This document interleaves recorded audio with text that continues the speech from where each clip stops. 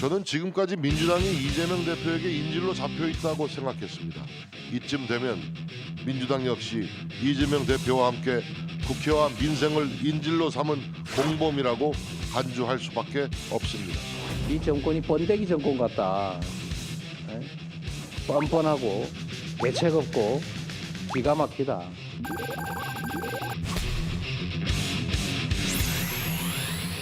윤심에 의해 모든 것이 결정되고 답은 정해졌으니 당원들은 정해진 대로 투표나 하라는 식의 답정너 전당대회는 국민들께 큰 실망을 안길 뿐입니다.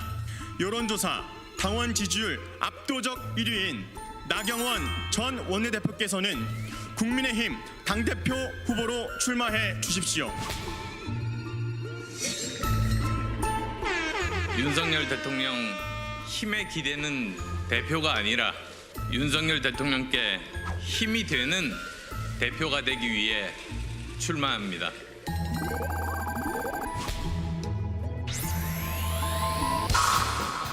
이번 전시는 곧 부당한 권력에 더는 시민들이 압사당하지 않겠다는 다짐이기도 합니다. 국회 사무처는 이 같은 다짐을 무단 철거라는 야만적 행위로 짓밟았습니다.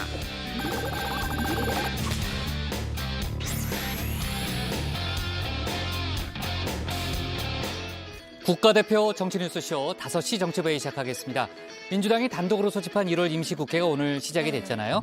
지난주에 저희가 많이 다뤘습니다만 북한 무인기 침공 이후에 정치권 공방이 상당히 뜨거웠는데 지금 이제 긴급 현안 질의가 필요하다는 게 야당의 입장이고 여당이 반대를 해서 지금 이제 의사 일정에 대해서는 합의를 이루지 못한 거죠. 네, 그렇습니다. 국민의힘은 여전히 1월 임시국회는 이재명 대표를 위한 방탄용 국회라는 입장인데요.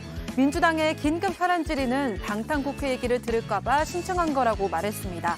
민주당은 여야 합의가 안 되면 국회의장이 본회의를 개최할 수 있다며 국회의 문은 반드시 열겠다고 했습니다. 네, 성남 FC 후원금 의혹과 관련해서 이재명 대표가 내일 검찰에 출석을 하잖아요.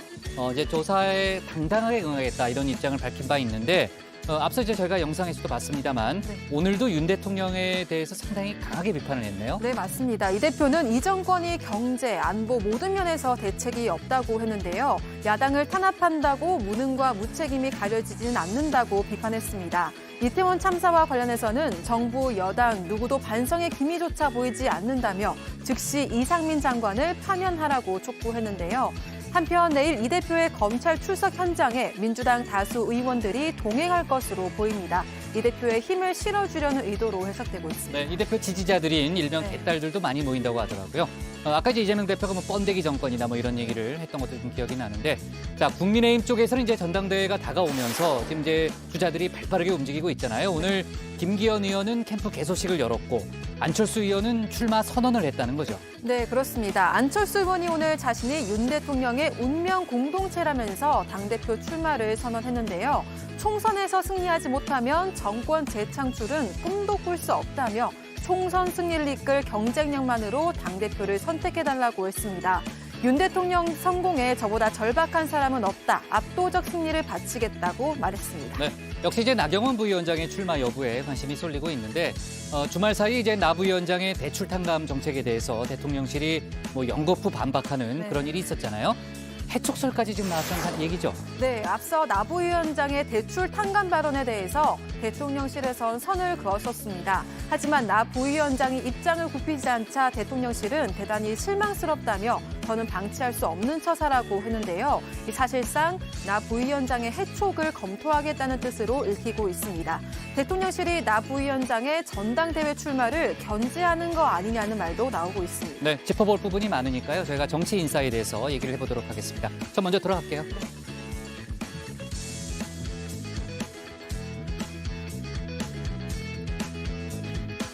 네, 오늘 회의는 류 실장 박마커, 유채커 조멘토 백반장, 김현숙 수어통 역사 그리고 정치부의 예청자 정혜음들과 함께하겠습니다. 류 실장, 지금 뭐 머리를 싹 날리는 모습을 봤는데 휴가 잘 다녀왔어요? 네, 잘 다녀왔고요. 오늘 박마커가 너무 뛸 듯이 기뻐하는 모습 잘 박마커가 봤습니다. 표정이 좋아졌어요. 네. 네. 밝아진 것 같아요, 한결. 이게 공기가 상당히 쾌쾌합니다, 뭔가. 아 그래요? 네. 지난번에 이제 이재 반장이 갈 때, 이재 실장이 갈 때 가지 말라고 좀 붙잡긴 했어요. 아, 그렇구나. 그 부분은 제가 보지 못했네요. 아, 못 봤어요? 네. 네, 알았습니다. 자, 어쨌든 오늘도 속보 실시간 반영하면서 열어놓고 회의를 진행하겠습니다. 회의가 진행되는 동안에는 소통반장 백 반장이 정 의원분들의 의견을 들을 예정이고요. 오늘 응답하라의 주제는 뭡니까, 백 반장? 네, 오늘의 주제는요. 국회의원 회관에서 윤석열 대통령 부부를 풍자한 정치 풍자 작품 전시회가 열릴 예정이었습니다.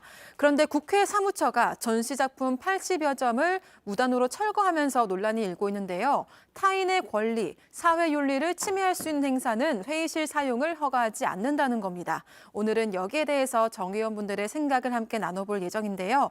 유튜브에 정치부 회의 실시간을 검색하시면 댓글 보내실 수 있습니다. 많은 참여 부탁드리겠습니다. 네, 잠시 후 뉴스픽에서 관련된 얘기 좀 나눠보도록 하고요. 정 의원분들의 의견은 응답하라 다정에서 듣도록 하겠습니다. 유한울의 뉴스픽 5부터 오늘의 정치부 회의 출발하겠습니다.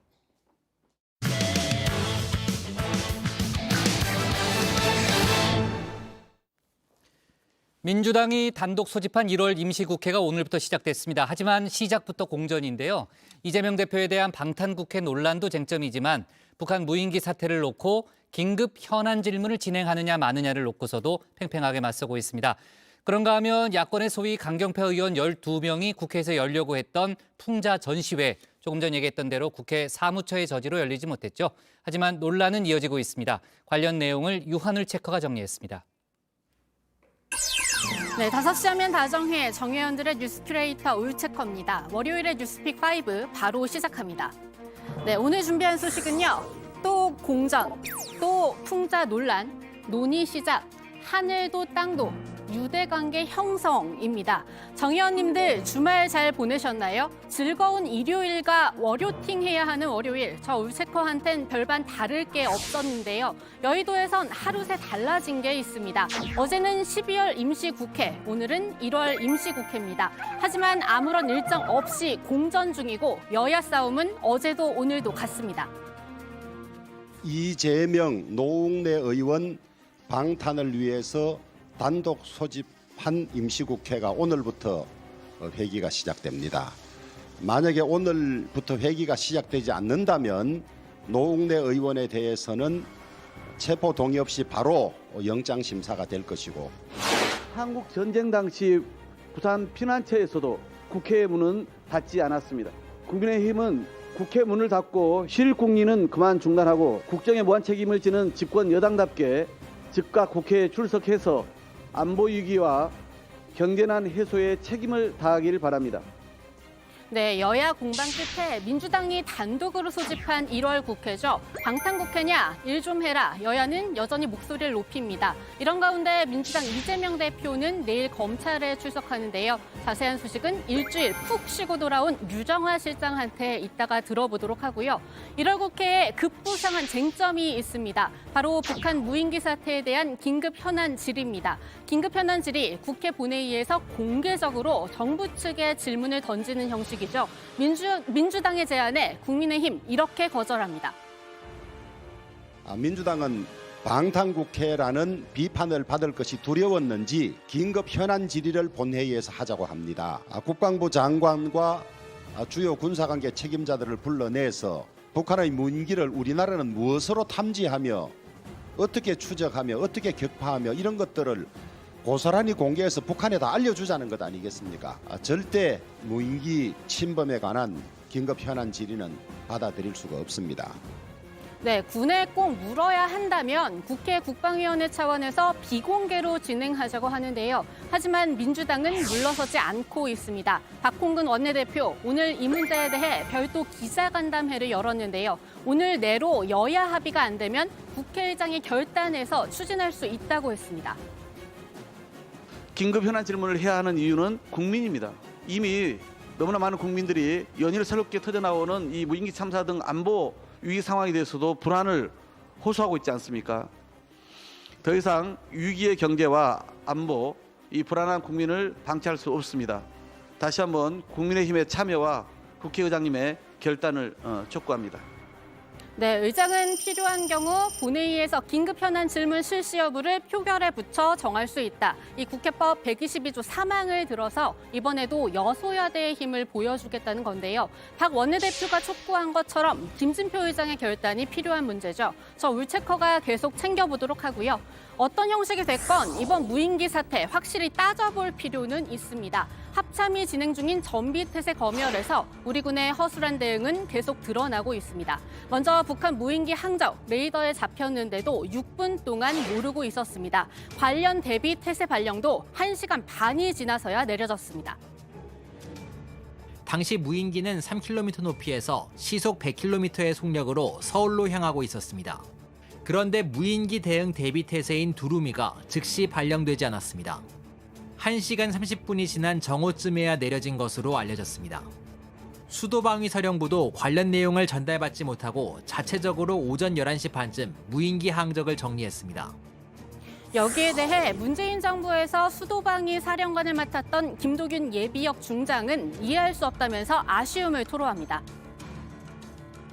저도 이 언론과 국방위 방송 내용 등을 통해서 그 합참을 비롯한 작전 부대의 현행 작전 수행 내용들을 보면서 안타깝고 그 아쉬운 점이 많았습니다. 기본적으로 이 북쪽에서 이 남하하는 비행 물체는 설사 이게 나중에 새 때나 다 다른 곳으로 판명될지라도 우선은 신속하게 관계부대와 관계기관에 동시 전파되어야 하는데 왜 이런 현상이 발생했는지 저도 이해가 잘 안 갑니다.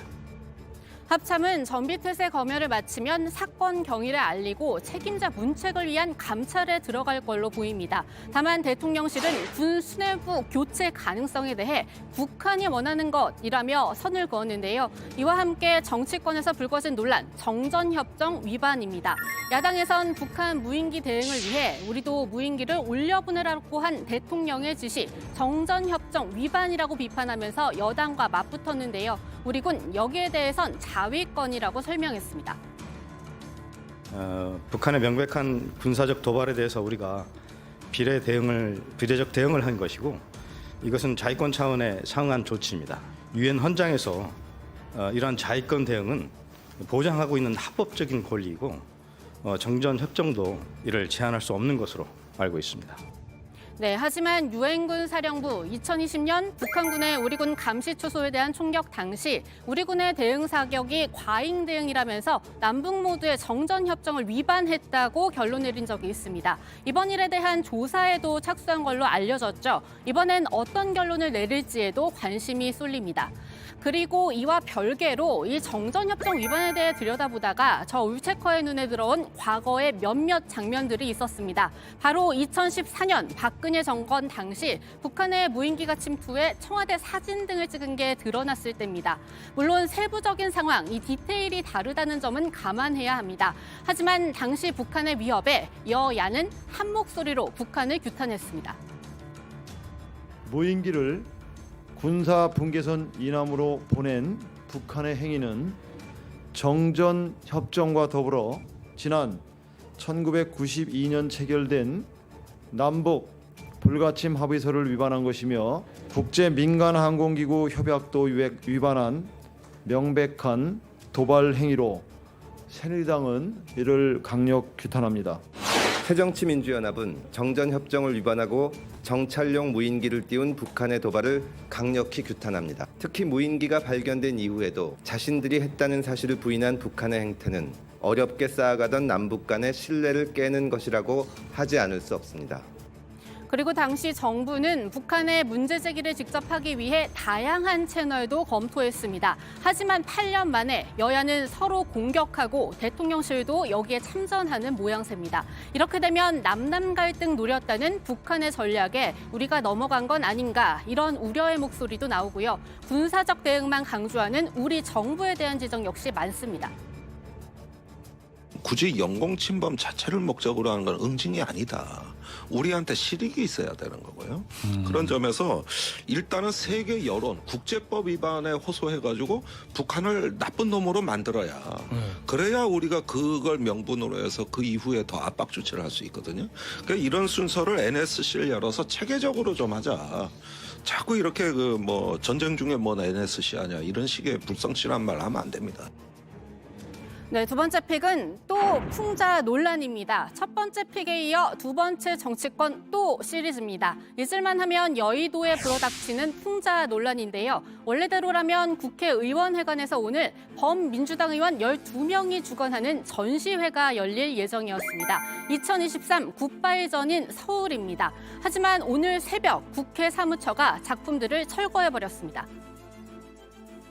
시민을 무시하고 주권자 위에 군림하려는 정치 권력, 살아있는 권력 앞에 무력한 언론 권력, 권력의 신여를 자처하는 사법 권력을 신랄하고 신명나게 풍자하는 것이었습니다. 12구 참사로 드러난 윤석열 정부의 무능과 무책임을 비판하고 희생자를 기리고자 했습니다.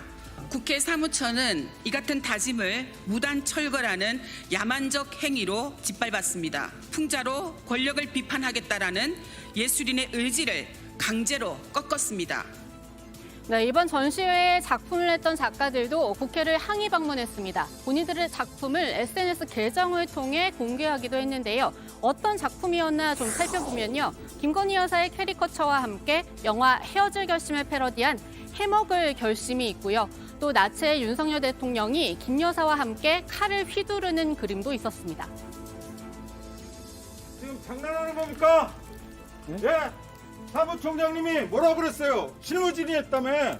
실무진들이 나오세요. 실무진들이 했다며. 실무진들이 나오시라고. 그러면 왜 남의 작품 가져가고 남의 재산 가져가고 당신들이 안 돌려주고 무슨 권리로 그런 거나 반성을 하든 사과가 먼저 아닙니까? 국회 사무처는 앞서 세 차례 공문을 보냈습니다. 작품의 자진 철거를 요청한 걸로 전해지는데요. 민주당 의원이었던 이광재 사무총장, 이태원 참사 국정조사가 끝나고 나면 적당한 시기를 선택해서 전시하는 게 좋지 않겠느냐는 의원들의 공감대가 있었다. 이렇게 이유를 설명했습니다. 이번 행사 주관한 소위 강경파 의원들과 참여한 작가들, 전례에 따른 자기검열로 보고 있는데요. 여기서 전례, 2017년 탄핵 정국 당시 국회의원회관에 걸렸던 더러운 잠이란 작품입니다. 세월호 7시간 논란을 풍자해서 전직 대통령 박근혜 씨가 나체로 잠을 자는 모습을 실은 작품이었는데요. 이 그림을 전시할 수 있도록 주선해줬던 사람이 표창원 당시 민주당 의원입니다. 당시 민주당 대표였던 문재인 전 대통령은 예술과 정치는 다르다 이렇게 유감을 표했고요. 표 의원은 결국 당 차원의 징계를 받았습니다. 예술의 자유, 표현의 자유는 작가분들의 몫이고요. 그 예술 작품이 국회에서 전시됨으로 인해서 정치적인 논쟁과 정쟁을 불러일으키고 그로 인해서 제가 소속한 정당이나 새누리당 또 다른 정당 분들 특히 여성분들께 많은 그런 상처를 드리는 작품들이 있었고요. 이런 부분에 대해서는 어떠한 이후에도 막론하고 제가 책임을 져야 할 부분이고 제가 공개 사과를 하겠습니다. 여기에 건져서 언급되는 것 중 하나가 있습니다. 바로 2019년 국민의힘 전신이죠. 자유한국당의 옳은소리 가족 애니메이션입니다. 여기에선 동화 벌거벗은 임금님을 패러디해서 이 속옷 차림의 문재인 전 대통령을 등장시킵니다. 여기에 더해서 문재양이란 단어도 직접 언급해 문제가 됐죠. 그때 국민의힘에선 이렇게 반박했습니다. 제가 지금 말씀드렸다시피 동화입니다. 잘 알려져 있는 전래 동화입니다. 동화 잘못 읽었다고 처벌하면 되겠습니까? 네, 하지만 국민의힘 이번 풍자를 두고선 표현의 자유 뒤에 숨어 대선 불복을 자행하고 있다. 이렇게 강력하게 규탄하고 있는데요. 이 지금까지 나온 풍자들을 보면요. 풍자 대상이 현직 대통령이라는 사실, 그리고 나체와 속옷 차림 같은 표현 방법도 논란 대상이었지만요. 이런 풍자가 여의도 한복판 국회의사당에서 이뤄졌다. 즉 장소의 문제를 두고 의견이 명확히 엇갈리는 지점이 있었습니다. 정 의원님들의 생각은 어떠신가요? 정치부의 댓글창을 통해서 우리 백다혜 반장에게 많은 의견 보내주시면 좋겠습니다. 네, 오늘의 뉴스픽은 여기까지입니다. 3, 4, 5픽은 들어가서 함께 살펴보시죠. 뉴스픽 5였습니다. 네, 국회 내 풍자 전시회가 무산된 것을 놓고 논란이 커지고 있고 이광재 사무총장이 관계자들과 소통하지 못한 점은 유감이라고 생각한다. 이런 입장을 내긴 했습니다만 여러 가지 논란이 좀 이어지는 그런 분위기입니다. 국민의힘 쪽에서도 입장을 계속해서 내고 있는데요. 역시 이제 비판 기조죠. 이용호 의원도 입장을 냈다는 거죠. 네, 그렇습니다. 이용호 의원은 국민의힘 문체위 간사를 맡고 있는데요. 성명을 내고 이번 전시회를 주관한 의원들을 강하게 비판했습니다. 국회를 대통령에 대한 저주와 증오의 장으로 만들려는 민주당의 집단 이성 상실 행태를 규탄한다면서 오죽했으면 민주당 출신 사무총장이 한밤중에 강제 철거까지 했겠냐 이렇게 말을 했는데요. 그러면서 해당 의원들에 대한 국회 윤리위 회부도 주장을 했습니다. 정진석 비대위원장도 누가 봐도 부적절하다 이런 입장을 짤막한 입장을 기자들 앞에서 밝혔는데요. 어쨌든 민주당 의원들 12명이 주관을 했고 또 오늘 규탄 기자회견도 열었기 때문에 논란이 쉬이 가라앉을 것 같은 그런 분위기는 아닙니다. 저희가 민주당 지도부의 입장이라든지 속보가 나오면 추가로 얘기를 해보도록 하고요. 잠깐만. 픽 두 개만 한 거죠? 네, 두 개만 했습니다. 네네. 역시 제가 휴가를 갔다 왔는데도 역시 뉴스픽 2로 지금 계속 하고 계시네요. 아니 휴가 중에는 5개 다 했던 것 같은데. 그러니까 휴가 중에 안 본 게 지금 여기서 드러나는 겁니다. 그 예전에 그 시작할 때 그 댓글 단 게 본인은 맞아요? 어떤 댓글이요? 그러니까 정화류라는 친구가 그 지금 보고 있습니다라는 네, 그거 댓글 제가 달았. 보면서 직접 단 겁니다. 그래요? 네. 근데 뒤에는 없더라고요. 정회원으로서 앞에만 잠깐 보고 매번 빠졌던 달면 거죠. 좀 흐름에 방해가 되지 않을까 해가지고. 네. 알았어요. 네, 자 세 번째 픽 박마커가 합시다. 네, 3픽 3체커 박준우입니다. 네, 논의 시작인데요. 네, 정부 자문을 맡고 있죠. 이제 정기석 국가 감염병 위기 대응 자문위원장이 실내 마스크 착용 의무를 조정하고 이제 논의를 할 때가 됐다라고 밝혔습니다. 정 위원장은 오늘 정례 브리핑에서 이번 주에 위중증 환자 수가 어느 정도 안정이 되면 다음 주부터 공식적으로 논의에 들어갈 수 있다라고 했는데요. 지금의 중국의 이 코로나 상황이 커다란 변수가 되지 않을 것으로 내다봤습니다. 직접 들어보시죠. 중국의 상황이 다행히 지금 정점을 치고 대도시에서 내려가고 있는 추세라면은 더 이상 감염이 더 확산되지는 않을 것입니다. 잠시 이제 떨어질 것이고 지금 우리나라에 들어오고 있는 입국자 중에서 감염자 숫자가 매우 적습니다. 어저께는 불과 7명이 발견이 된 상태입니다. 그렇다면은 우리가 계획하고 있는 4가지 지표에 크게 영향을 미치지는 않을 것이다. 또 중국에서 유행하고 있는 변이는 지금의 개량 백신 접종으로도 충분히 대응이 가능하다 이렇게 강조를 했는데요. 다만 정 위원장은 쉽게 떨어지지 않는 위중증 환자 수를 걱정했습니다. 새로운 변이나 백신 면역 정도, 치료제 문제 때문은 아닌지 살펴봐야 한다는 겁니다. 네, 네 번째 픽도 그냥 조민터가 이어서 하죠. 뭐. 네, 일단 그래픽 주시죠. 네, 네 번째 픽, 하늘도 땅도입니다. 우리나라가 오늘 낮 한때 미국의 지구관측 위성 ERBS 탓에 비상이 걸렸습니다. 위성의 일부 잔해물이 우리나라 인근에 떨어질 가능성 때문이었는데요. 외출할 때 조심하라는 안전 문자 다들 받으셨을 겁니다. 오늘 전국 공항에서 비행기 이륙이 금지되기도 했는데요. 잔해물을 계속 추적하던 과기정통부는 별다른 피해 없이 위성이 한반도 상공을 지나갔다라고 발표를 했습니다. 네, 저도 이 재난 문자를 받고 오늘 낮에 깜짝 놀랐는데요. 오늘 새벽, 그러니까 오늘 밤중에도 커다란 경고음과 함께 재난 안전 문자 받아보신 분들 계실 겁니다. 저도 이제 문자 받고 깜짝 놀라서 잠시 저도 놀랐어요. 깼는데 인천 강화군 서쪽 해역에서 규모 3.7의 지진이 일어났기 때문에 이 문자가 왔습니다. 서울의 일부 지역에서도 진동이 느껴질 정도였다고 하는데요. 관련 신고가 이어졌지만 다행히 피해는 없는 것으로 나타났습니다. 네, 마지막 픽은 유채커가 할 거죠. 네, 제가 해보겠습니다. 네, 유대관계 형성입니다. 이 마약을 사고 여러 차례 투약한 혐의를 받고 있죠. 작곡가 돈 스파이크가 1심에서 징역 3년에 집행유예 5년을 선고받았습니다. 재판부는 범행 수법이 좋지 않다면서도 가족과 주변 사람들이 선처를 탄원하는 등 재범을 억제할 만한 사회적 유대관계가 형성돼 있는 걸로 보인다. 이렇게 판결 이유를 밝혔는데요. 전과가 있었던 부분에 대해서는 모두 10여 년 전의 것이라고 또 이유를 밝혔습니다. 솜방망이 처벌 논란이 일고 있습니다. 돈 스파이크의 변호인은 필로폰과 이 10년 전에 했던 대만은 엄연히 다르다면서 동중전과 3회가 아니라고 강조했습니다. 네. 자, 유 작가, 오늘의 원픽은 어떤 겁니까? 네, 오늘의 원픽입니다. 풍자 전시회 기습 철거 논란, 대통령 저주 대 표현의 자유.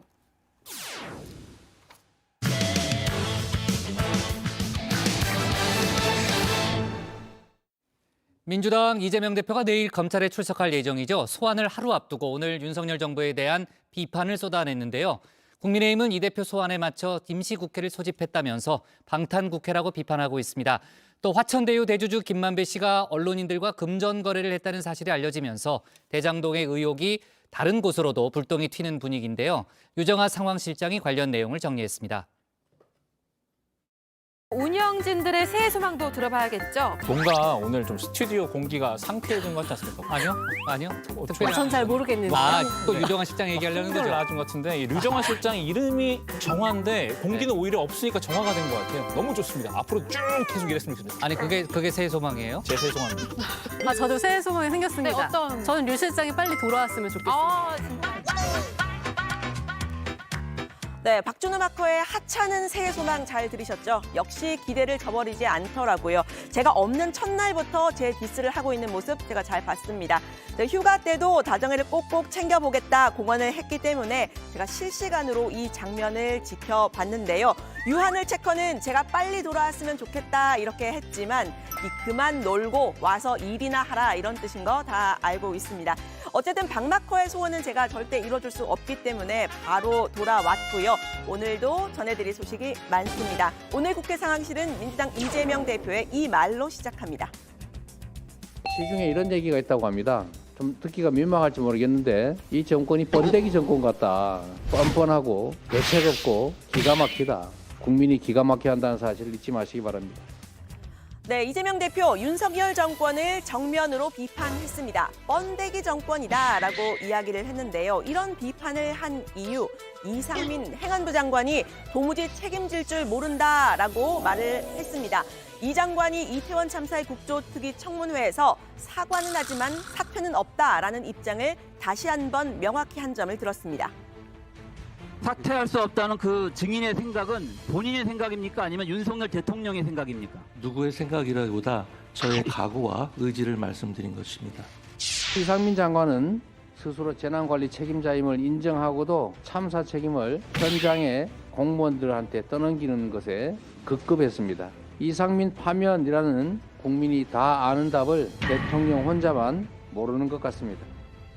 네, 여야는 이태원 참사 국정조사 기간 17일까지로 연장을 했고요. 민주당은 참사의 책임을 이 장관과 윤석열 대통령에게 집중하고 있는 상황입니다. 문제는 민주당이 야당으로서 이 공격력을 채워야 할 시기에 정작 야당 대표가 내일 검찰 출석을 앞두고 있다는 점입니다. 국민의힘은 이 대표의 검찰 출석 시기에 맞춰서 민주당이 임시국회를 소집했다라고 비판을 했는데요. 이 방탄국회 아니냐 이런 거죠. 바로 오늘부터 30일간 이 임시국회가 열리는데 민주당을 향해서 이 대표와 함께 죽겠다는 옥쇄 전략을 끝내라고도 말을 했습니다. 민주당은 내일 이후 법원이 이재명 대표에 대한 체포 동의서를 국회로 보내오면 즉각 부결시킬 태세입니다. 민주당 역시 이재명 대표와 함께 국회와 민생을 인질로 삼은 공범이라고 간주할 수밖에 없습니다.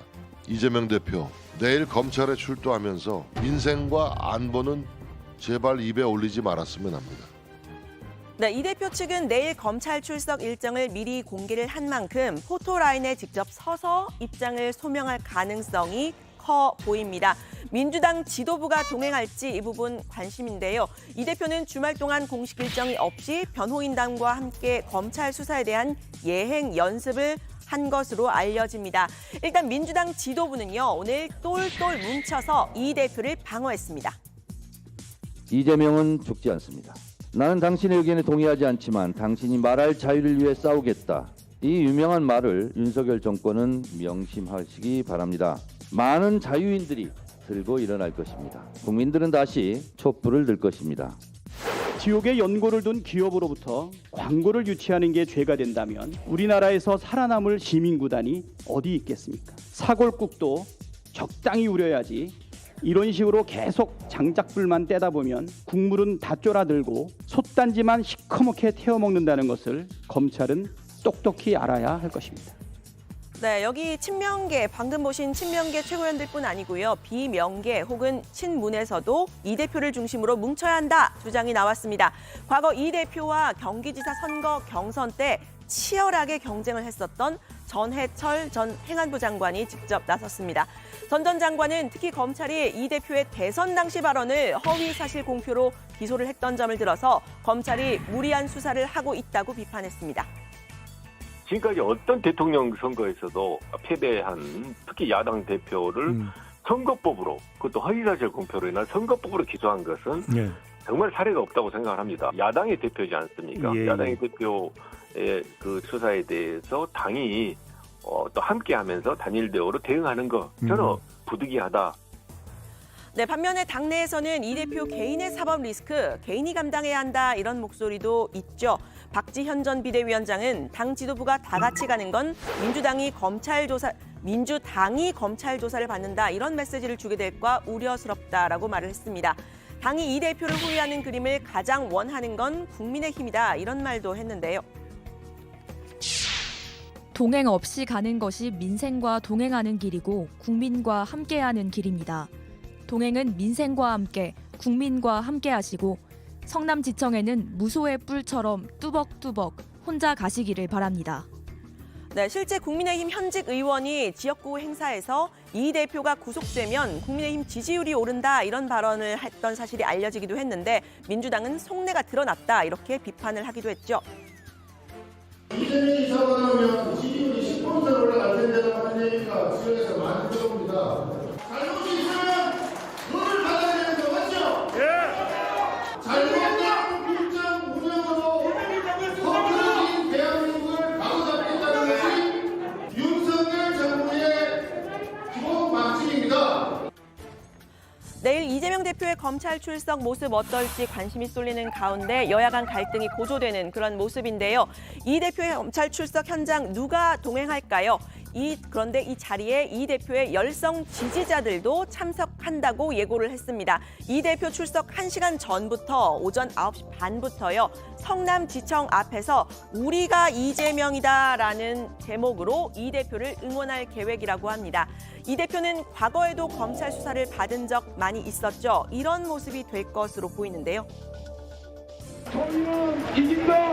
저희는 이긴다! 힘내라! 힘내라! 힘내라! 억강부야! 억강부야!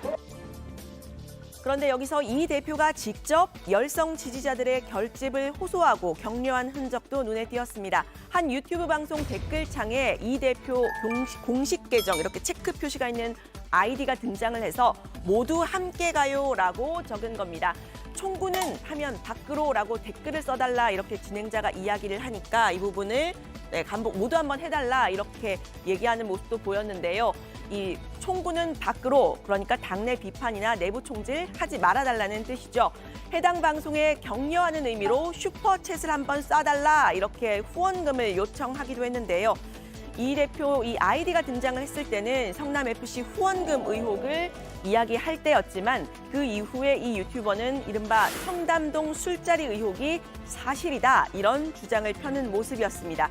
청담동 술자리 관련 내용은 잠시 후에 박준우 마커의 주민에서 전해드리도록 하겠습니다. 이 대표가 내일 검찰에 출석을 하는 건 성남FC 후원금 의혹에 따른 이 제3자 뇌물죄 때문이죠. 이 대표와 민주당은 이미 경찰에서 무혐의로 결론을 냈던 거를 검찰이 뒤집었다면서 혐의 소명에 자신감을 보이고 있습니다.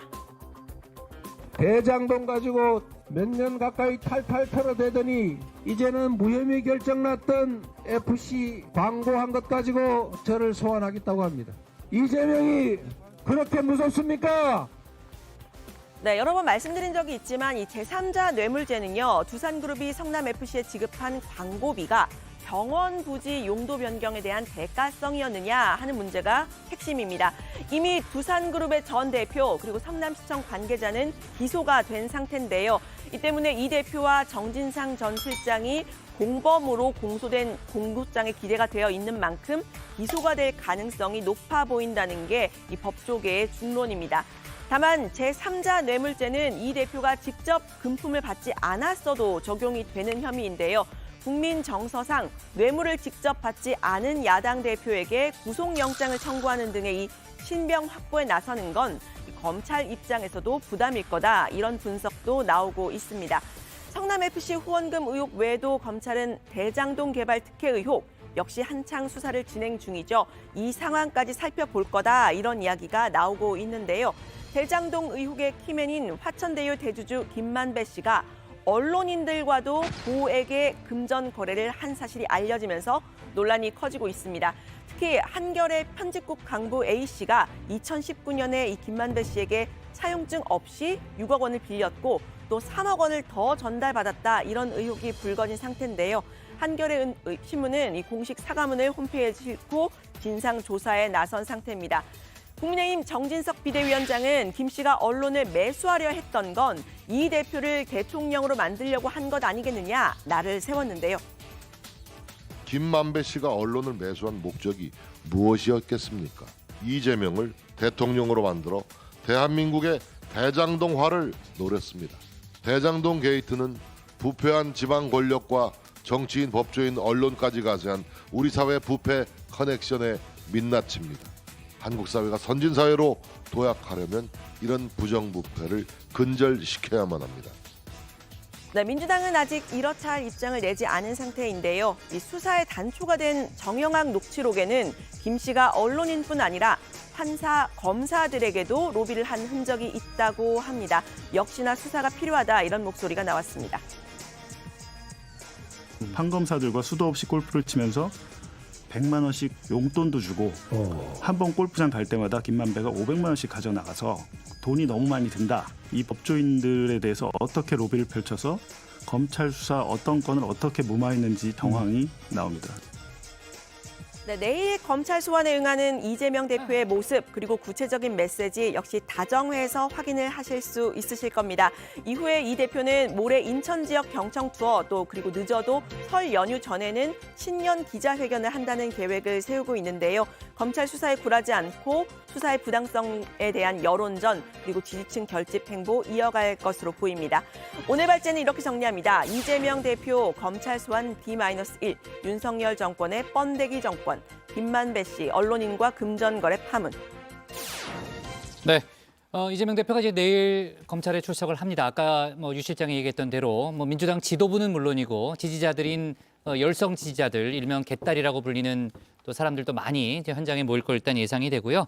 저희가 관련한 속보는 좀 자세히 짚어보도록 하겠습니다. 신년 회견은 12일로 잡혔다는 그런 속보를 제가 좀 봤고요. 아까 이제 언론인 돈 거래와 관련해서 한겨레 편집국장이 보직 사퇴했다는 그런 속보들도 있더라고요. 자, 좋습니다. 화천대유 대주주 김만배 씨의 로비 관련 수사 상황이 계속 드러나고 있는데 김 씨가 언론사 두 곳에 대해서 인수를 시도했다는 그런 소식도 나왔죠. 네, 그렇습니다. 김 씨는 이 머니투데이 법조팀장 출신의 기자죠. 연합뉴스에 따르면 재직 당시였던 이 2017년에서 2018년에 민영뉴스통신사를, 또 2019년엔 법조계 전문지를 인수하려고 시도했다고 합니다. 이 인수하려던 이 언론사 측과 인수 대금에 대한 생각이 달라서 매수가 실제 이뤄지진 않았다고 하는데요. 김 씨는 대장동 업자인 남욱 변호사에게 언론사 임원 자리를 제안하기도 했던 걸로 알려져 있습니다. 대장동 개발 수익 배분이 이뤄질 경우 이 논란과 여론 대응을 위한 것이란 분석이 나옵니다. 김만배 씨가 언론인들에게 로비를 했다는 의혹도 지금 불거진 상황이죠. 네, 제가 발제에서도 조금 전해드렸는데요. 김 씨가 동료 언론인들과 고액의 금전 거래도 했던 것으로 드러나고 있습니다. 한겨레 신문 간부 A 씨, 이 아파트 분양금 명목으로 6억 원을 빌렸다고 했는데요. 3억 원이 휴가로 흘러간 정황이 포착됐습니다.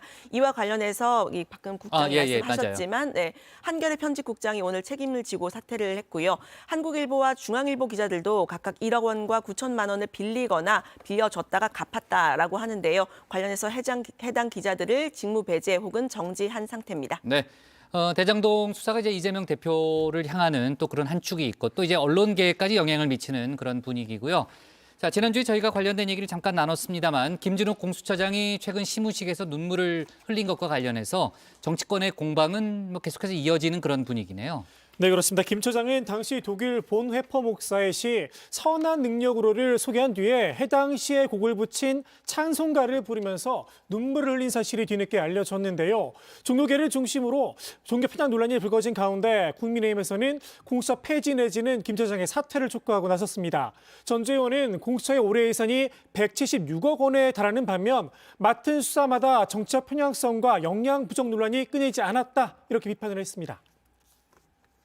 히틀러 정권의 나치에 저항하다 핍박받은 본히퍼 목사의 시를 소개한 저희도 문제지만 시무식에서 찬송가가 웬 말입니까? 정치 편향, 무능 논란을 넘어 이제 공사 구분도 제대로 못하는 것입니까? 불량 종합 세트 김진욱 공수처장은 즉각 사퇴하기 바랍니다. 네, 오늘 상황실 발제 이렇게 정리하겠습니다. 이재명, 윤 정권, 번데기 정권, 김만배, 언론인 금전거래 파문으로 제목을 잡겠습니다.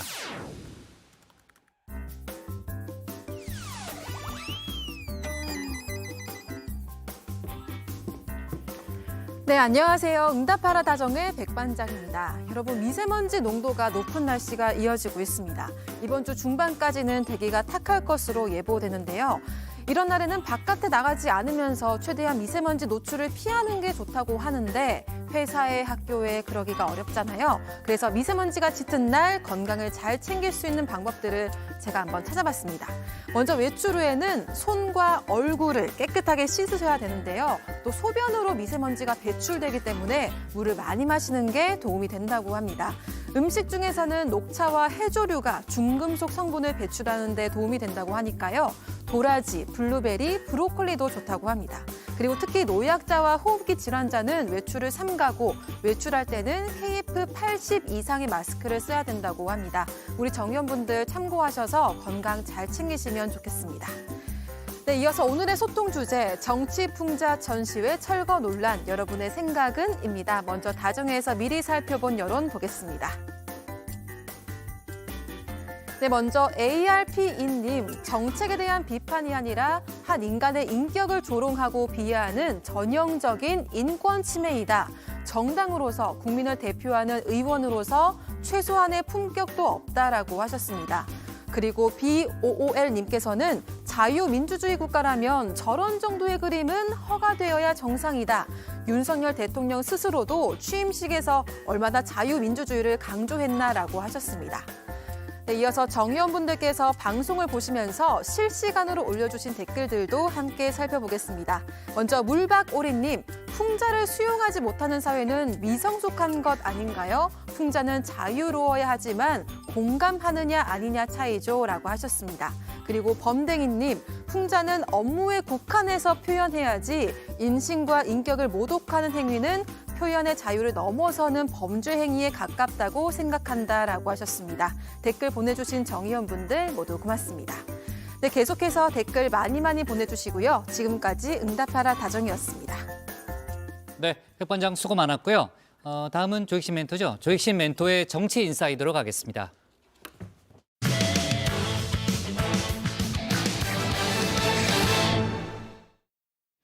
나경원 저출산고령사회위원회 부위원장과 대통령실이 저출산 대책을 놓고 불협화음을 냈죠.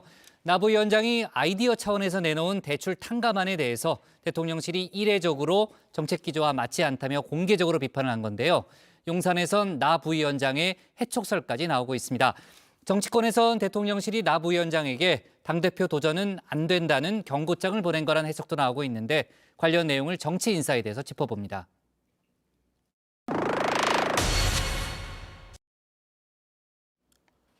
나경원 저출산고령사회위원회 부위원장의 출마 여부, 국민의힘 전당대회의 핵심 변수로 부상을 했죠. 나 부위원장이 최종 결정을 미룬 사이 사건이 하나 터졌습니다. 나 부위원장과 대통령실이 출산 장려 정책을 놓고 미묘한 파열음을 낸 겁니다. 아이 출산에 따라서 지금 보면은 그동안의 제도는 이자를 조금 더 낮춰드리는 게 있는데 이거보다는 조금 더 과감한 정책, 일종의 원금 부분에 대해서도 일정 부분 탕감할 수 있는 부분은 없나 이런 것을 들여다보고 있습니다. 본인의 개인 의견일 뿐 정부의 정책과는 무관하고 오히려 윤석열 정부의 관련 정책 기조와는 상당한 차이가 있다는 것을 말씀드리겠습니다. 들여다보고 있다, 하겠다가 아니라 검토해보겠다는 의미죠. 그럼에도 대통령실이 공개적으로 입장을 표명한 겁니다. 나 부위원장은 오해를 불러일으켜 유감이라면서도 다만 아이디어 정도를 말씀드린 것이다. 검토해볼 만한 가치가 있다. 본인의 생각을 완전히 굽히지는 않았습니다. 나 부위원장의 중꺾마, 또다시 용산의 심기를 자극했나 봅니다. 지금 자기 정치를 하겠다는 거냐? 해초까지 검토하고 있다는 이야기까지 흘러나왔습니다. 대통령실의 강경한 태도, 자라보고 놀란 가슴, 소뚜껑 보고 놀란 꼴이라는 해석도 있죠. 주 52시간 근무제 월 단위 개편, 초등학교 만 5세 입학, 대통령실과 실무장관이 엇박자를 내며 국정 지지율에 직격탄을 맞았던 쓰린 기억이 있다는 겁니다. 특히 당권주자들 사이에서 조율이 부족했다는 지적이 나왔습니다. 정부직의 그 일을 맡아 있는 입장에서의 경우에는 자신의 고유 업무에 대해서 말하는 거 하나하나가 조심스러운 거죠. 사전 조율이 좀 더 있었으면 좋았을 텐데 하는 그런 아쉬움이 있습니다. 제가 110대 국정과제 그때 만들 때 모든 것을 발표하기 전에 대통령님과 하나씩 조율을 했습니다. 그래서 모두 다 이제 공감대를 형성하고 그래서 발표를 한 겁니다. 그러니까 그 과정 중에 아무런 문제가 없었죠. 근데 아마 이번에는 어떤 연유인지는 알 수는 없습니다만 아마 그런 과정이 좀 미흡했지 않았나 싶고요. 반면 어디까지나 아이디어 차원이 아니었느냐, 대통령실 대응이 너무 과했다는 총평도 따랐는데요. 대통령실의 저런 과도한 압박이 오히려 대통령실이 원하는 정치적 방향과 전혀 다른 결과로 몰아가는 제가 볼 때 정무적 감각이 별로 없는 행위였다. 대통령실이 원한 정치적 방향, 이른바 친윤 후보 교통정리가 아니냐는 겁니다. 나경원 의원이 잘못한 건 맞아요. 또 그렇게 까칠하게 할 필요가 있나. 당권 분립된 나라에서 대통령의 의중은 아니라고 저는 믿고 싶어요. 믿고 싶은데 선거 개입 맞습니다. 대통령의 의중, 이른바 윤심까지 거론이 됐는데요. 나 부위원장과 대통령실이 부딪힌 내용도 내용이지만 시점도 참 미묘했습니다. 공교롭게도 나 부위원장이 마침내 출마의 결심을 굳힌 듯한 발언 직후에 나왔죠. 최근의 전당대회 모습을 보면서 이 관전만 하는 것이 맞느냐에 대한 고민이 깊어졌고요.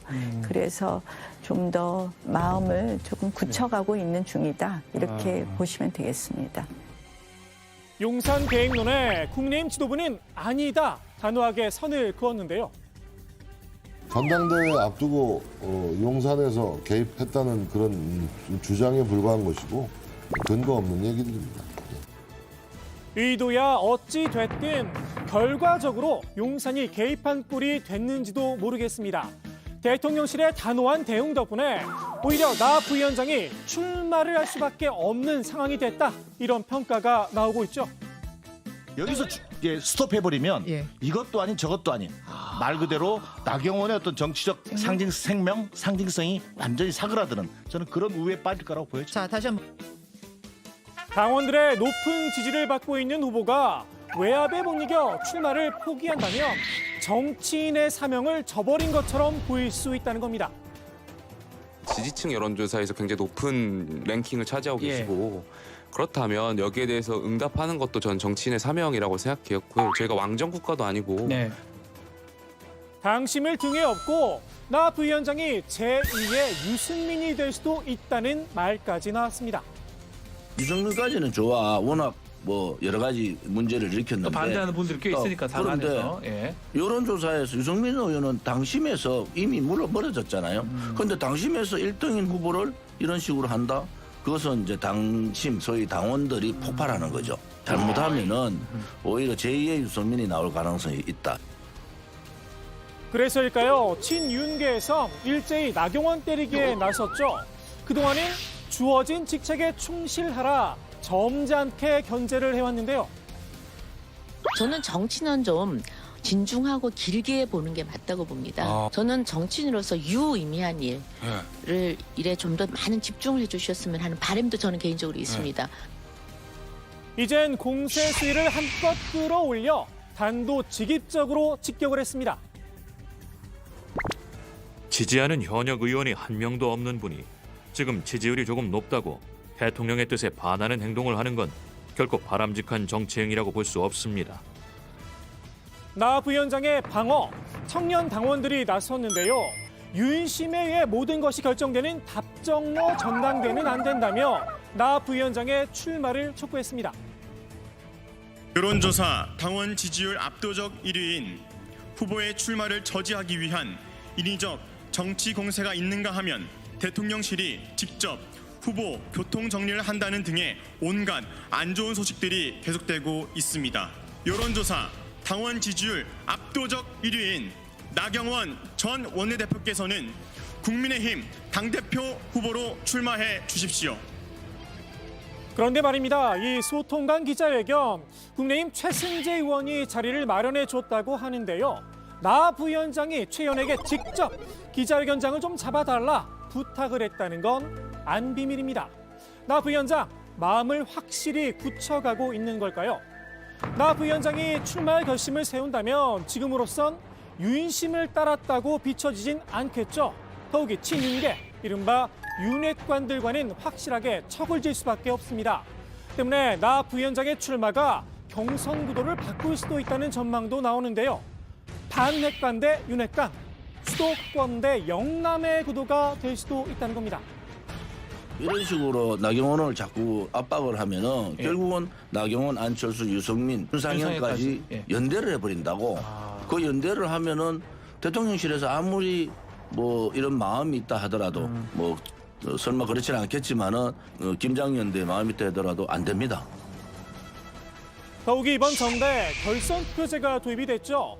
친윤 후보로 분류되는 김기현 의원이 결선에 나서더라도 나머지 후보들이 자연스럽게 힘을 합친다면 결과를 장담할 수 없다는 겁니다. 반핵관, 수도권 후보군들 이미 결선 투표를 염두에 둔 경쟁적 협력 관계를 유지하고 있는 듯한데요. 저하고 안철수 대표는 이제 같이 수도권 선거 승리를 병행하고자 하는 이제 그런 관계죠. 서로 어떤 경쟁적인 협력 관계다. 경쟁적 협력 관계다. 결국은 한 분으로 좁혀져야 되는 거 아니에요? 당 대표는 그렇죠. 결국에요. 한 분으로 좁혀 결국은 결선 투표에 가면 한 사람이 되겠죠. 지금 당장은 경쟁, 누가 결선 투표에 나서느냐가 중요하겠죠. 각자의 색깔 내기에 주력했습니다. 안철수 의원 오늘 공식 출마 선언하며 수도권을 키워드로 삼았는데요. 수도권이란 단어를 11차례나 언급했습니다. 지난 총선은 수도권의 패배였습니다. 수도권 121석 중 17석만 건져 소수 여당으로 쪼그라든 것입니다. 이번 총선도 수도권이 승부처입니다. 수도권입니다.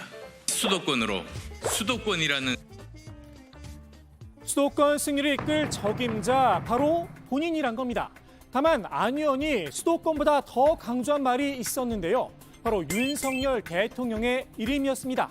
무려 16차례나 윤 대통령의 이름을 거론했습니다. 윤석열 대통령 힘에 기대는 대표가 아니라 윤석열 대통령께 힘이 되는 대표가 되기 위해 출마합니다. 윤석열 후보와 윤석열 정부, 윤석열 대통령 연대 보증인입니다. 친윤 후보까진 아니더라도 비윤 후보라는 딱지는 떼고 싶은 듯한데요. 최근엔 대통령 관저에 초대를 받은 사실도 알려졌죠. 안 의원에게 친윤파를 한다는 날선 공세를 받았던 김기현 의원. 이때다 싶었나 봅니다. 받은 그대로 안 의원에게 되돌려줬습니다. 저한테 대해서는 자꾸 윤심팔이라고 그러시더니 또 어떤 분은 자기가 관제에 초청받았다고 스스로 얘기하면 그게 진짜 윤심팔이 아닌가요? 안 의원은 앞서 김장연대를 놓고 3월이면 김장김치가 쉰다고 꾸짖기도 했죠. 김 의원은 김치 냉장고가 있다 응수를 했는데요. 조금 부족했다고 생각했던 걸까요? 다른 반찬들도 있다 열거를 했습니다. 제가 지금 선거 캠페인을 벌이는 것은 김장연대 캠페인이 아니고요. 예. 비빔밥 캠페인입니다. 아, 비빔밥. 그중에 김장도 들어있고요. 된장찌개도 들어있고요. 국도 있고요. 밥도 있고요. 김도 있고 다 있습니다. 그중에 김치만 가지고 자꾸 말씀하시는데 그 옆에 있는 된장찌개가 안 보이시는가 봐요. 김 의원이 내일 강성 보수 유튜버 신혜식 신혜한수 대표의 최고위원 선거 캠프 개소식에 참석한다고 하는데요. 준비한다던 찌개가 신 대표였던 건가 싶기도 합니다. 오늘의 정치인사이드 이렇게 마무리합니다. 샐러드 파스타 듣도 보도 못한 이런 거 말고 다른 거. 오늘 저녁엔 탕 없습니까? 탕 멀큰하게. 수도권 출마론을 놓고 당권 주자들 가운데 정말 물고 물리는 그런 공방이 이어지고 있습니다. 지난주에도 그랬는데 이번 주에도 계속해서 공방이 이어지고 있고요. 김기현 의원은 수도권 출마론을 주장한 안철수 의원의 지역구를 문제 삼고 나섰다는 거죠. 네, 그렇습니다. 안철수 의원 이제 수도권 분당이 이제 지역구인데요. 이 김기현 의원은 당 대표의 지역구와 수도권 승리는 무관하다면서 과거 강재섭 박근혜 대표 시절을 거론을 했습니다. 영남권 대표를 내세웠지만 총선에서 압승을 했었다라면서 오히려 지난번 총선 때는 황교안 전 대표가 서울 종로에 출마를 했지만 참패를 했다 이렇게 지적을 했습니다. 그러면서 안철수 의원의 지역구를 거론을 했는데요. 천당 밑에 분당이라고 그런다라면서 분당이 원래 연고가 있는 지역구가 아니다. 나를 세웠습니다. 네, 안 의원과 함께 수도권 출마론을 주장하고 있죠. 윤상현 의원도 안철수 의원의 지역구를 언급했는데요. 지난해 재보궐선거에서 공천심사위원장으로 분당갑 공천을 줬다면서 분당갑은 아주 텃밭이다 이런 평가를 내놨습니다. 무소속으로 나서서 당선된 자신이 수도권 선거에서 더 경쟁력이 있다. 우회적으로 강조한 겁니다. 네. 권성동 의원이 불출마 선언을 하고 또 대통령실이 나경원 부위원장과 정책을 놓고 지금 이제 파열음을 내면서 사실상 이제 김기현 의원을 친윤 후보로 좀 내세우는 거 아니냐라는 교통정리에 나선 거 아니냐는 그런 해석이 정치권에 많이 나오고 있는데요. 윤석열 대통령이 최근 장남 혼사를 치른 김기현 의원에게 전화도 걸었다는 거죠. 네, 그렇습니다. 이제 윤석열 대통령이 지난 7일에 이제 김기현 의원에게 직접 전화를 걸어서 아드님 결혼을 축하드린다. 왜 미리 말씀해 주시지 않았느냐 이런 내용의 통화를 했다고 합니다. 여권 핵심 관계자 발로 이제 관련 사실이 언론에 보도가 됐는데요. 김 의원의 장남은 지난 7일에 이제 서울 강남구의 한 예식장에서 가족 친지만 참석을 한 채 조용히 결혼식을 올렸다고 하는데요. 이른바 윤심이 김 의원에게 가했다는 걸 다시 한번 확인해 줬다는 그런 정치적인 해석도 잇따랐습니다. 네, 김기현 의원은 아들의 혼사가 알려지는 걸 막기 위해서 직접 운전을 한 등 비밀 유지에 신경을 썼다 이렇게 밝혔는데요. 수행비서까지 몰랐을 정도로 소문내지 않은 관계로 뒤늦게 알고 축하 전화를 준 윤석열 대통령에게 죄송한 마음이다 이렇게 말했습니다. 다만 윤 대통령의 전화가 윤심으로까지 해석되는 데 대해서는 불편하다는 입장을 밝혔습니다. 그게 새삼스럽게 뉴스가 될 일도 아닌데 나중에서 알게 되면 이거 축하한다 왜 안 알리셨냐고 하는 게 우리 통상적인 당연한 그 의례인데 그걸 제가 자꾸 알고 하니까 조금 불편합니다. 네, 대통령실 관계자도 윤 대통령이 김 의원에게 전화를 한 건 의례적인 축하 인사일 뿐이다. 확대 해석을 경계했습니다. 네, 류 실장, 김기현 의원이 오늘 캠프 개소식을 열었다는 거죠. 그렇습니다. 여의도 국회 앞에 있는 대산 빌딩의 캠프를 이제 차렸는데요. 오늘 개소식이 시작되기 전부터 당원과 지지자들이 지금 나오고 있는 모습인데요. 대산 빌딩 밖에 있는 골목까지 이렇게 많이 몰렸다고 합니다. 네, 김 의원실 빨간 목도리 쓰고 이제 김 의원이 등장하니까 이렇게 환호를 많이 하는 모습인데 김 의원실 측은 약 3,000명이 모인 것 같다 이렇게 추산을 했고요. 정우택 국회 부의장은 축사에서 이 자리가 전당대회장인지 캠프 개소식인지 들어올 때부터 전당대회장 입구에 들어온 것 같았다 이렇게 분위기를 띄우기도 했습니다. 네, 김기현 의원은 윤 대통령의 임기 초반에 내부 분열의 씨앗을 만들어선 안 된다는 확신을 갖고 있다고 강조했는데요. 대통령 따로, 당대표 따로 노는 것 때문에 우리가 오랜 세월 고통을 많이 겪었다면서 이제는 이를 반면교사 삼아서 호흡을 잘 맞춰 개혁 과제를 성공적으로 이끌어야 한다. 이렇게 말했습니다. 김 의원은 행사 시작 전에 지난 대선 과정에서 윤 대통령이 유세장에서 사용했던 이 대형 북을 올리기도 했습니다. 네. 대산 빌딩도 상당히 유명한 빌딩이죠. 예전에 문재인 전 대통령도 그렇고 이낙연 전 대표도 거쳐갔던 그런 빌딩으로 알고 있는데 자, 오늘 개소식에 친윤계 의원들도 대거 참석을 했다는 거죠. 네, 그렇습니다. 김기현 의원 측은 김학용, 이명수, 박덕흠 의원 등 현역 의원 40명가량이 참석했다고 밝혔습니다. 또 이인재 전 경기지사와 황우여 전 대표 등이 축사를 했고요. MB도 축사를 보냈습니다. 네, 좋습니다. 오늘의 정치인사이드 이렇게 정리하겠습니다. 나경원 용산 견제 뚫고 출마, 윤핵관 대 반핵관 되나로 제목을 잡겠습니다. 다음은 박준우 마커의 주민입니다.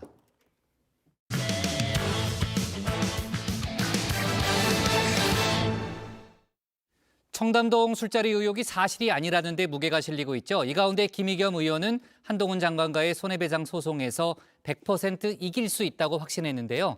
여당은 근거 없는 자신감이라고 김 의원을 비판했습니다. 박준우 마커가 주민에서 관련 소식 정리했습니다. 이런 꺾이지 않는 마음이라는 단어 또 이런 문장이 앞으로도 계속 꾸준히 유지돼서 또 축구뿐만 아니라 대한민국이 살아가는 데 있어서 더 꺾이지 않고 앞으로 나아갈 수 있었으면 좋겠습니다. 네, 중꺾마. 네, 중요한 것은 꺾이지 않는 마음이라는 이 말의 줄임말인데요. 이 프로게이머인 데프트의 인터뷰 기사 제목에서 유래한 말입니다. 지난 카타르 월드컵에서 태극 전사들이 이 문장이 적힌 태극기를 흔들어 보이면서 유명세를 탔습니다. 민주당에도 이런 마음으로 정치를 하는 두 사람이 있습니다. 주민이 선정한 오늘의 첫 번째 인물, 민주당 김의겸 의원입니다. 청담동에 있는 고급스러운 바였고요. 그 자리에는 그랜드 피아노가 있었고 첼로가 연주됐습니다. 기억나십니까? 일단 질문 다 해주시면 제가 답드리겠습니다. 아니, 석 달 전인데 기억에 답변을 못 하시나요? 아니, 의원님은 계속 저한테 허황된 거짓말만 해놓으신 다음에 끝난 다음에 사과도 안 하시잖아요. 김의겸 의원 지난해 국정감사장에서 청담동 술자리 의혹을 터뜨렸는데요. 이후 2달 반가량 지난 지금 해당 의혹은 가짜 뉴스였다는 게 점점 명백해지고 있습니다. 무엇보다 이 술자리에 동석했다던 첼리스트가 의혹을 부인하고 나섰는데요. 윤석열 대통령님, 한동훈 법무부 장관 전혀 오지 않았었고요. 저는 그래서 본 적이 없어요. 새벽 3시까지 놀다가 간 거죠, 집에. 높으신 분들이 있고 이러면 제가 어떻게 할 수 없으니까 제 거짓말로 인해서 어쨌든 다 피해를 본 거잖아요. 너무 미안하고. 첼리스트 A씨는 이 김 의원에 대한 원망도 드러냈었죠. 이 사실관계를 제대로 확인도 하지 않고 무책임하게 폭로했다고 비판했는데요. 김의겸 의원이 물론 직설적으로 발언을 해서 그런 일이 벌어졌죠. 팩트체크 안 됐는데 그걸 가지고 얘기한다는 거는 정말 자격이 없다고 생각했어요. 모든 국민들이 다 보고 있는 데인데. 제보자나 취재 과정이 문제 없을 거라고 믿지만 몇 번이고 확인하고 또 확인하는 거. 그게 팩트체크야. 제보의 사실 여부와 함께 내 취재 과정을 체크하는 거. 여기에 의혹이 사실이 아니라는 증거가 한 가지 더 추가됐습니다. 이 청담동 술자리가 있었다던 시각, 원래는 새벽 1시 무렵이었죠. 한동훈이랑 윤석열까지 다 온 거야. 네, 와가지고 술 마시고 노래 부르고 그 옆에 들어오십니다가 이러는 거야. 근데 그때가 1시야. 나를 동생으로 같은 윤석열이 했고. 한 언론 보도에 따르면 이 경찰은 CCTV와 A씨의 차량 블랙박스 등을 확보해서 A씨의 동선을 파악한 것으로 전해졌는데요. A씨와 이세창 전 자유총연맹 총재 권한대행이 그 시간대 이 청담동이 아닌 역삼동 모처에서 함께 머물렀다는 사실이 확인됐다고 합니다. 둘은 그날 술집에서 나온 뒤 자정 무렵 서울 역삼동에서 다시 만났다고 하는데요. 새벽 3시 가까이 함께 머물렀다는 겁니다. 모텔에서 같이 있었잖아. 성남역하고 역삼역. 어떻게 하셨어요? GPS에서 나온 거 왜 몰라요? A씨는 이 새벽 3시쯤 해당 장소를 먼저 나와 이 전 남자친구 B씨와 함께 살던 경기도 용인의 자택으로 돌아갔다고 하는데요. B씨가 중간에 나와요. 네? 그 중간에 나와요. 모텔 있다가. 그러니까 나오죠. 그게 용인으로 가면 용인이 집이에요? 예, 맞아요. 우리 집이에요. 우리 집이라는 게 두 분이 사시는 집? 그렇죠. 나 왔다가 걔 만나고 1시간 있다 걔가 다시 나가요. 그럼 왜 나가겠어요? 이 세창한테 간 거예요. 그때는 몰랐는데 나중에 알았죠. 반면 이 전 총장의 권한대행은 당시 일에 대해 너무 취해서 아무것도 기억나지 않는다는 입장입니다. 이 술자리 의혹이 양측 간 혼탁한 진실 공방으로 비화되는 양상인데요. 그럼에도 이 더 탐사와 김의겸 의원은 여전히 물러설 생각이 없나 봅니다. 이 팩트보다 중요한 건 꺾이지 않는 마음일까요? 이미 저희는 7월 20일 새벽 1시서부터 3시에 첼리스트가 청담동 술자리를 끝내고 이세창과 함께 부적절한 자리에 갔었다는 사실을 이미 한 달 전에 알고 있었습니다. 윤석열, 한동훈이 청담동 술자리에 갔는지 안 갔는지 저희가 100% 확신한다라고 하는 건 100% 확신은 사람의 영역이 아닙니다. 더 탐사의 강진구 공동대표, 이제 신의 영역에 도전할 생각인가 봅니다. 끝까지 청담동 의혹을 파헤치겠다는 각오를 드러내는데요. 이 청담 게이트를 서둘러 덮으려고 하는 윤석열, 한동훈의 그 초조함 속에서 저들이 이 청담 게이트에 절대 떳떳할 수 없다라고 하는 사실들을 알 수 있었고 반드시 끝까지 추적해서 진상을 밝혀내야 된다라고 하는 각오를 더욱 다질 수 있었습니다, 여러분. 아마도 이 첼리스트의 전 남자친구 B 씨의 이 한마디에 희망의 끈을 놓지 않은 듯합니다. 그럼 어쨌든 청담동 술자리는 진짜 사실 아니네요. 사실이죠. 아니 그 한동훈이랑 그 윤석열이 없었죠. 그 시간에. 내가 이거 말씀드리고 뭐 조사를 해보니까 제가 정확히 말씀드릴게요. 윤석열이랑 한동훈하고 술자리는 10시부터 12시 반이에요. 아 있었다고요, 실제로? 네. 그러니까 이 청담동 술자리는 새벽이 아니라 저녁 10시부터 시작해서 0시 반에 끝났다고 정정한 건데요. 김의겸 의원도 이 말에 기대를 걸고 있는 것 같습니다. 앞서 한 장관은 김 의원에게 명예훼손 혐의로 10억 원의 손해배상을 청구했죠. 김 의원은 해당 소송에서 이길 수 있다고 자신했습니다. 10억 있으세요?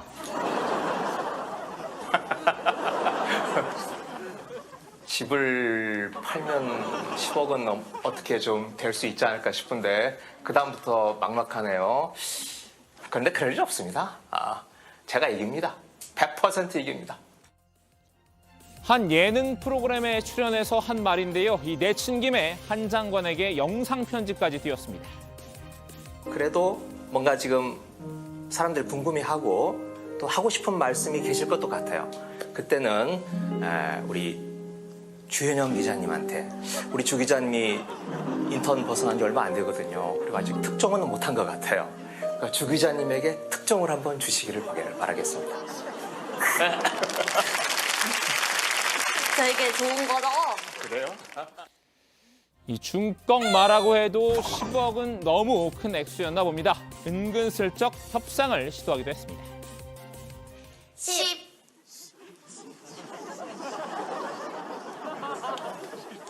10억. 한 장관님 너무 많습니다. 억소리가 나네요, 제 입에서. 국민의힘은 이 김 의원의 해당 인터뷰에 비웃음으로 맞섰습니다. 이 장동혁 원내 대변인은 근거 없는 자신감의 출처가 궁금하다고 지적했는데요. 이 재판에서 100% 이긴다고 자신 있게 말하는 걸 보면은 이제 손해배상 완박법이라도 발의할 모양이라고 비꼬았습니다. 곧 죽어도 검찰 향해 호통을 쳐대는 이재명 대표의 대변인다운 모습이라면서 이 대표까지 싸잡아 비판하기도 했습니다. 자, 이제 두 번째 인물로 넘어가 볼까요? 윤석열 정권 출범 이후 정부 여당의 핍박을 받고 있는 민주당 인사인데요. 더 이상 애꿎은 권익위 직원들을 괴롭히지 말고 당사자인 저를 정정당당하게 직접 조사하여 감사원 스스로 이번 감사의 정당성을 입증해야 할 것입니다. 문재인 정부의 알박기 논란 중심에 선 전현희 국민권익위원장입니다. 지난해부터 강도 높은 감사원 조사를 받아왔죠. 전 위원장은 이 정치감사, 표적감사라면서 강하게 반발 중입니다. 지난달 15일에는 유병호 감사원 사무총장과 권익위 내부의 제보자 등을 이 직권남용 권리 행사 방해 등의 혐의로 공수처에 고발하기도 했습니다. 감사원 감사가 정치적 표적 감사로 저를 사퇴를 압박하는 그런 형식으로 진행이 됐고 그 과정에서 많은 불법을 또 저질렀고 법 위반을 많이 했고 제보자의 제보를 제보자가 증인으로 이렇게 하는 그 1인 자작극과 같은 그런 조작 감사의 의혹이 있기 때문에 한마디로 전 위원장 지난 2일 정부 시무식에 초대받지 못했죠. 이 대통령 대면 업무 보고에서도 빠지는 등 일방적인 따돌림을 당하고 있는 상황인데요. 며칠 전에 국무조정실에서 공문이 왔는데요. 권익위와 방통위는 직접 대면 보고를 하지 않고 서면 보고로 대처를 하겠다 이런 취지의 공문이 왔습니다. 여기에 여당마저 중꺾마 모드입니다. 이 강경 일변도로 사퇴 압박 수위를 높이고 있는데요. 조영원 대표는 전 위원장을 임명한 문재인 전 대통령을 저격하기도 했습니다. 방통위원장과 권익위원장은 중립적이거나 이런 사람으로 했던 것이 아니고 지난 문재인 정권과 밀접한 관련이 있던 사람을 뽑아서 알박기 해놓고 이렇게 버티는 일 자체를 문재인 대통령이 어떤 생각을 가지고 있는지 한번 듣고 싶습니다. 전 위원장도 이 중꺾마를 외치며 강대강 대치를 이어가고 있는데요. 직원들에게 배포한 신년사에서 올해 6월까지인 임기를 모두 채우겠다는 의지를 밝혔습니다. 중요한 것은 꺾이지 않는 마음이라는 카타르 월드컵 국가대표팀 응원 문구처럼 남은 임기 동안 위원장으로서의 맡은 직분을 다하겠습니다. 권익위의 발전에 도움이 될 수 있도록 초심을 지켜나가겠습니다. 자, 오늘은 이 중꺾마를 가슴 깊이 새긴 야당의 두 정치인 소식을 정리해드렸는데요. 이 꺾이지 않는 마음도 중요하지만 이 꺾일 땐 꺾일 줄 아는 도량도 중요한 것 아닌가 싶습니다. 오늘 주민 한마디는 박성태 앵커의 말로 정리하겠습니다. 여든 야든 어쩌면 조금이라도 꺾이면 진다고 생각하는 건 아닌지, 그래서 저희는 기대를 꺾어야 하는지. 네. 자, 전현희 국민권익위원장 관련한 논란은 지금 뭐 여당에서도 계속 비판을 이어가고 있으니까요. 공방이 좀 계속되는 그런 분위기인데, 권익위 부위원장이 전 위원장을 겨냥한 글을 SNS에 올렸다고 하는데 그만 물러나는 게 맞다는 그런 취지인 거죠. 네, 김태규 국민권익위 부위원장이 전현희 권익위원장에 대해서 직격탄을 날렸습니다. 페이스북에 글을 올렸는데요. 현 정부의 정무직이 문재인 정부의 철학과 가치관을 추종한다면 그건 국민 선거를 통해 보인 선택을 배신하는 것이다. 라는 문장의 주제가 담겨 있는 듯한데요. 전 위원장의 자진 사퇴를 압박하는 취지로 풀이가 됩니다. 네, 김 부위원장은 정무직 공무원의 구성에 신구 정권의 인사가 뒤섞이면서 조직이 어정쩡한 것은 부인하기 어려운 현실이다 이렇게 말을 하기도 했습니다. 국민의 선택으로 세워진 윤석열 정부의 공무원인지 전 정부 정무직 공무원의 부하 직원인지 모호한 지위에서 지속해서 갈등을 하면서 어려운 시간을 보내고 있는지도 모른다 이렇게 지적을 했습니다. 네, 지금 제가 얘기한 김태규 부위원장이 윤석열 정부 출범 이후에 임명된 인사죠? 그렇습니다. 김 부위원장은 판사 출신이고요. 지난해 10월에 이제 임명이 됐죠. 윤석열 정부 출범 이후입니다. 이번에 김 부위원장이 올린 글은 전 위원장의 사퇴를 촉구한 것으로 권익위 안팎에서 해석이 되고 있습니다. 네, 내용을 보면 아마 그런 취지인 걸로 일단 해석이 되고요. 자, 다른 얘기로 넘어가서요. 국가인권위원회가 이태원 참사 시민 분향소 인근에서 열리고 있는 보수단체 집회에 대해서 경찰의 조치가 적절했는지 조사에 착수했다는 거죠. 네, 그렇습니다. 이 12구 이태원 참사 시민대책회의가 밝힌 내용인데요. 지난달 30일 이태원 분향소 앞 신자유연대의 집회와 관련해서 용산경찰서가 적절한 조치를 하지 않고 있다면서 인권위에 긴급 구제를 신청했다고 합니다. 신자유연대는 지난달 14일부터 이 시민 분향소 인근에서 집회를 이어오고 있죠. 이태원 참사 추모제 정치 선동꾼들 물러나라 이런 현수막을 걸고 유가족과 희생자들을 향해 조롱성 발언을 일삼고 있습니다. 네, 저희가 지금 현장의 모습이네요. 그러면 이제 인권위 조사관이 나와서 현장 조사를 같이 이제 병행하는 건가요?